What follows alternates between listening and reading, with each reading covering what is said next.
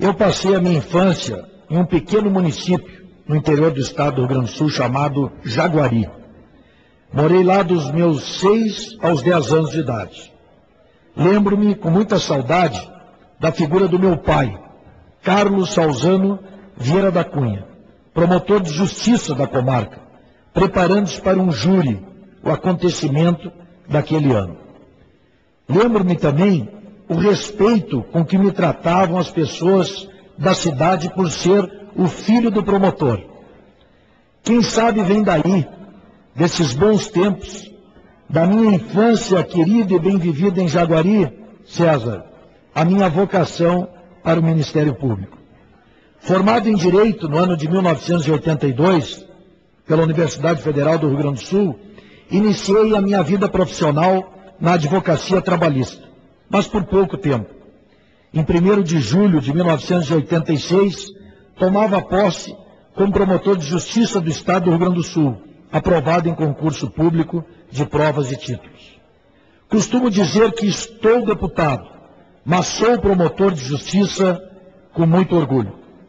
De fato, ser membro do Ministério Público é uma grande honra, mas, acima de tudo, é uma enorme responsabilidade.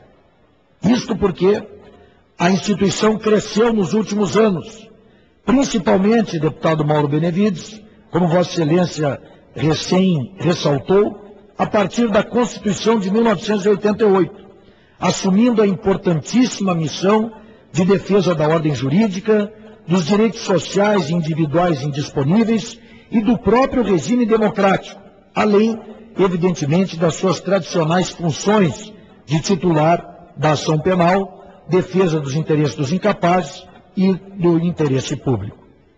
O Ministério Público, que por estar incumbido histórica e constitucionalmente da acusação penal, já tem como inimigos naturais os delinquentes, com as novas frentes de batalha em que o Constituinte lhe colocou, passou a colecionar outros poderosos adversários. Assim, quando o Ministério Público age, como é do seu dever, para a proteção do patrimônio público e social, do meio ambiente e de outros interesses difusos e coletivos, abrindo inquéritos civis e propondo termos de ajustamento de conduta ou ações civis públicas, a fim de que o poder público cumpra as obrigações constitucionais que lhe são impostas, via de regra é incompreendido.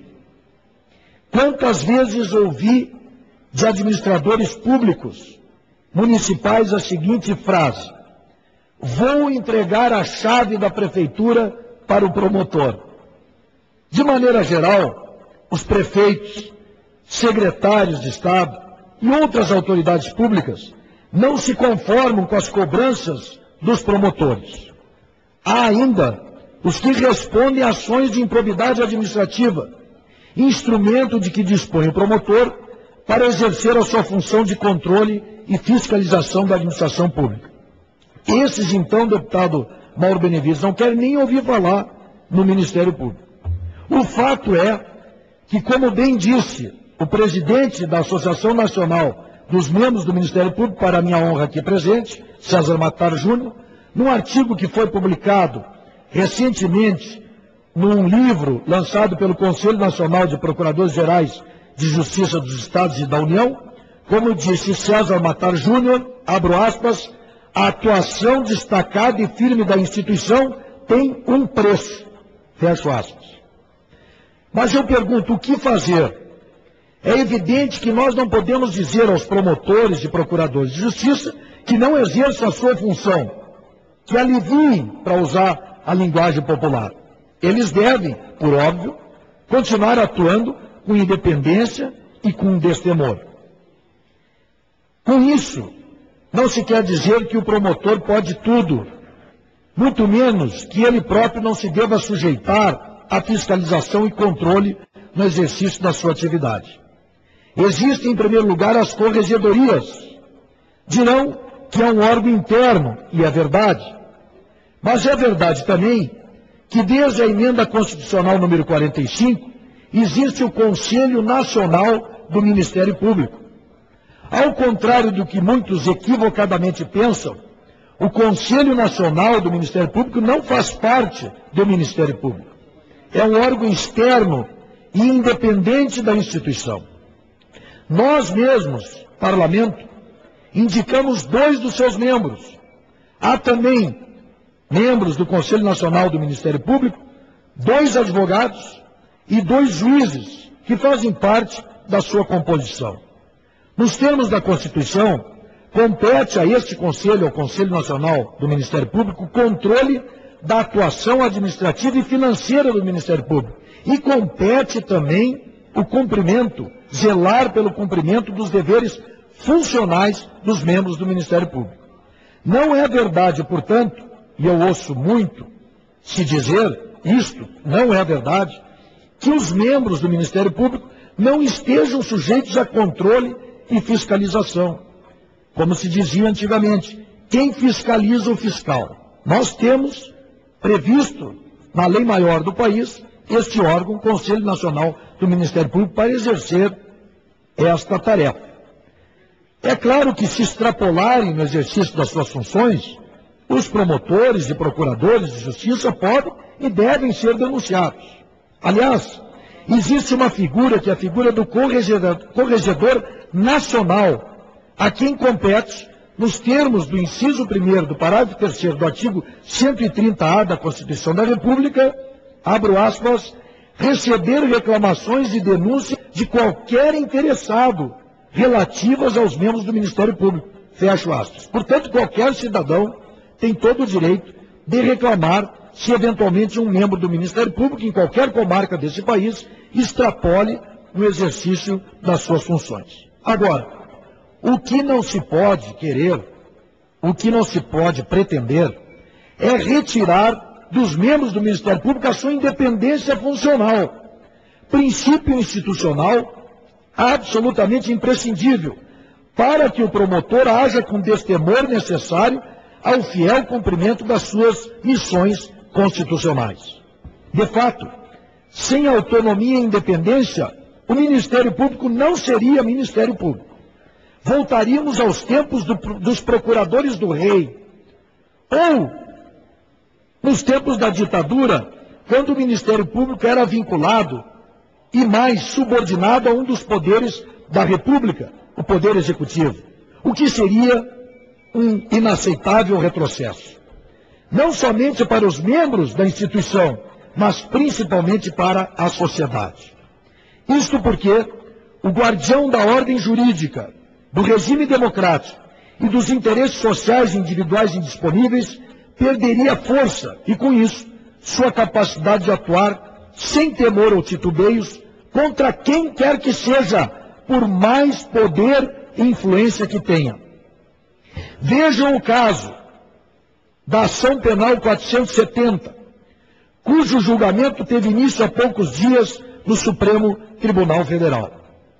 Não gozasse o Ministério Público do status constitucional da autonomia, é evidente que o então Procurador-Geral da República, Dr. Antônio Fernando de Souza, a quem rendo minhas homenagens, teria tido condições de oferecer aquela denúncia. Este processo, chamado mensalão, independentemente do seu desfecho, já entrou para a história, por várias razões.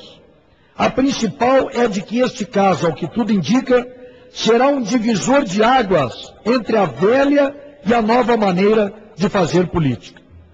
É hora de deixarmos definitivamente para trás a prática do Caixa 2, o uso indecoroso das estruturas públicas para irrigar as contas bancárias, sejam dos partidos, sejam as pessoais. A sociedade brasileira assistiu, tenho certeza que indignada, às teses de defesa dos acusados de participação no esquema criminoso, ante provas cabais de milhões de reais e de dólares para cá e para lá no Valério Duto. O argumento é de que aquela montanha de dinheiro se destinava ao pagamento de dívidas de campanha. Mesmo que assim fosse, ainda que ninguém tivesse se locupletado pessoalmente do esquemão, o que eu não acredito, trata-se de um escândalo sem precedentes na história política do país. Como bem e corajosamente disse o Procurador-Geral da República, Dr. Roberto Gurgel, o caso conhecido como Mensalão foi, sem dúvida, o mais atrevido e escandaloso caso de corrupção e desvio de dinheiro público flagrado no Brasil. Espero, sinceramente, que os culpados, independente do seu grau de influência e poder político, sejam exemplarmente punidos. Observo como cidadão brasileiro, com muita satisfação, que o voto do relator, ministro Joaquim Barbosa, está sendo proferido nesse sentido. Mas o caso do Mensalão, presidente, colegas deputados, também nos traz uma outra importante lição. Fica evidenciada a necessidade de a sociedade brasileira continuar contando com uma instituição independente e autônoma, como o Ministério Público, exatamente nos moldes em que o legislador constituinte previu. Por isso, a cidadania deve ficar atenta, e muito atenta, às propostas de emenda à Constituição que visam ao enfraquecimento dessa importante instituição. Não que o Ministério Público não possa ser objeto de emenda constitucional. Pode, mas jamais visando a sua fragilização. Quem diz isso não sou eu. É um dos mais respeitados juristas brasileiros, hoje presidente do Supremo Tribunal Federal, portanto, a mais alta autoridade judiciária do país, ministro Carlos Aires de Brito, disse o seguinte, são suas as seguintes palavras, abro aspas. As cláusulas pétreas da Constituição não são conservadoras, mas impeditivas do retrocesso. São a salvaguarda da vanguarda constitucional. A democracia é o mais pétreo dos valores. E quem é o supremo garantidor e fiador da democracia? Diz o ministro Aires Brito, o Ministério Público. Isto está dito no artigo 127 da Constituição. Se o Ministério Público foi erigido à condição de garantidor da democracia, o garantidor é tão pétreo quanto ela. Continua o ministro. Não se pode fragilizar, desnaturar uma cláusula pétrea. O Ministério Público pode ser objeto de emenda constitucional? Pergunta Aires Brito. E ele responde, pode. Desde que, para reforçar, encorpar, adensar as suas prerrogativas, as suas destinações e funções constitucionais. Fecho aspas e finalizo a transcrição desta declaração do atual presidente do Supremo Tribunal Federal, ministro Carlos Aires Brito.